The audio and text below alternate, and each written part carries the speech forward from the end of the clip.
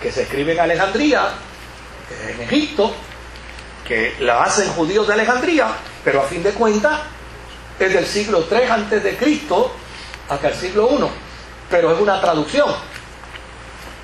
Por lo tanto, no es un manuscrito literal, es una traducción. Así que cuando uno empieza a mirar esto para estudiar el Antiguo Testamento, estas cosas hay que tenerlas en algún lugar del archivo, ¿no? Porque una de las cosas que sorprende es que la inmensa mayoría de los teólogos de Baqueta disparan. Y uno dice, pero ¿de dónde tú lo sacas? ¿Cuál es tu planteamiento? No, es que eso tiene que ser así, o sea, nadie tiene el sartén agarrado por el mango del conocimiento total y absoluto. Acuérdese que el Señor es el que nos tiene agarrado por el mango a nosotros, por su gracia, pero nosotros... Yo a veces oigo a alguna gente de conceptualizaciones religiosas que te hablan, ¿verdad? En estos días pasados yo conversaba con una persona y me dice, mire, yo tengo la gran bendición de que a mí Dios me dio ese don de interpretar las Sagradas Escrituras. Y mire, yo le quiero hacer una pregunta sobre el 666 y me gustaría saber su opinión, a ver si la opinión suya guarda relación con lo que Dios me reveló a mí, de lo que ese texto es. Imagínense, cuando él me dijo que ya Dios se lo había revelado, yo me sentí chiquitito. Yo dije, espérate, aquí yo le di la vuelta a la persona y después que le di la vuelta le dije, no, yo quiero escuchar la opinión suya, esa es la que vale, porque imagínense, la mía es de libro, olvídese los libros, deme la suya, que esa es de revelación. Pues resulta que cuando me da la de revelación, pues es la interpretación de una escuela apocalíptica. Entonces, cuando yo lo escucho con la revelación, le digo, mire, fíjese, esa que usted me dice tiene mucho valor. Pues yo me alegra que usted me diga que tiene mucho valor. Pero es una opinión más de 4 opiniones. Y hay otros que la refutan porque le encuentran deficiencia en esto. Me dice, no, pero yo estoy convencido que esa es porque a mí esa me la reveló Dios. Bueno, lo que pasa es que cuando uno le pregunta de cómo fue la revelación, pues la revelación fue el resultado de unas ideas y de unas concepciones. Pero las Sagradas Escrituras se interpretan a sí mismas. Por lo tanto, no hay necesidad de una revelación, porque ellas mismas tienen que su capacidad interpretativa. Lo único que se requiere es que el que se acerque a ella se acerque con temor, se acerque con temblor, se acerque con reverencia, pero use las herramientas necesarias para la interpretación. Así que cuando analizamos todo esto, que tal vez hoy es un poquito árido, porque pues, obviamente ya mismito yo voy a dar paso a algunas preguntas, ¿no? Veo algunos hermanos levantando la mano. Ya dijimos que el término griego de Biblia significa biblos, que es libros, pero sin embargo la llamamos Biblia como resultado de nuestro entendimiento de la unicidad. No son libros, es una Biblia, porque tienen interrelación, hay unicidad, porque tanto una como el otro tienen un tema central, y en esto los pentecostales nos llevan ventaja.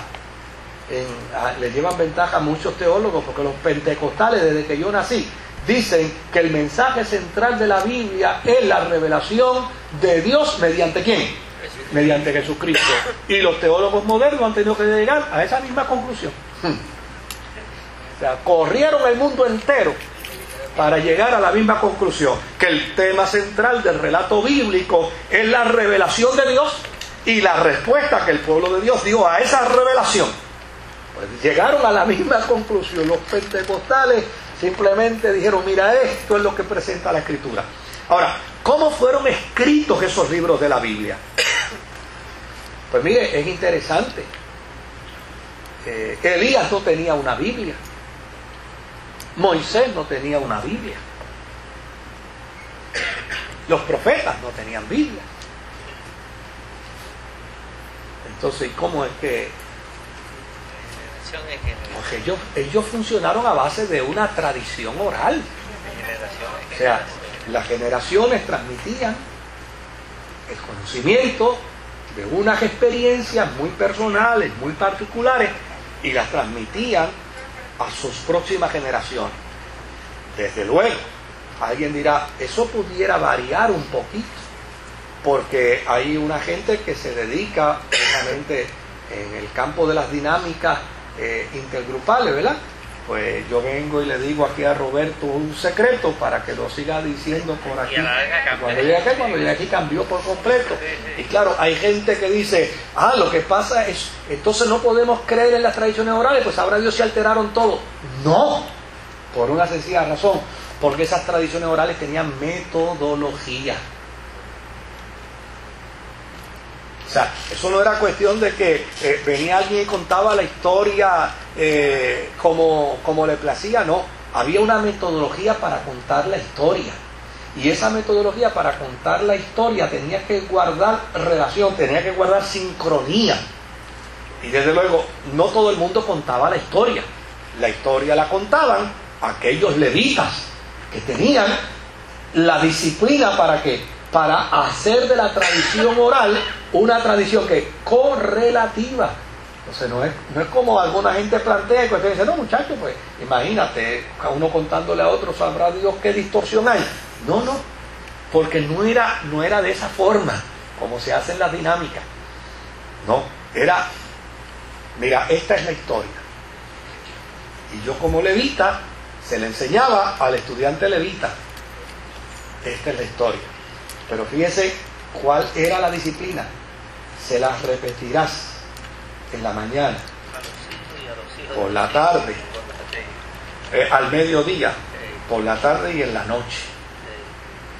Y se las repetirás como al pie de la letra. Esa era la metodología. Por lo tanto, cuando esa persona iba a contar la historia, era porque había estado 20 años oyendo la historia 4 veces al día.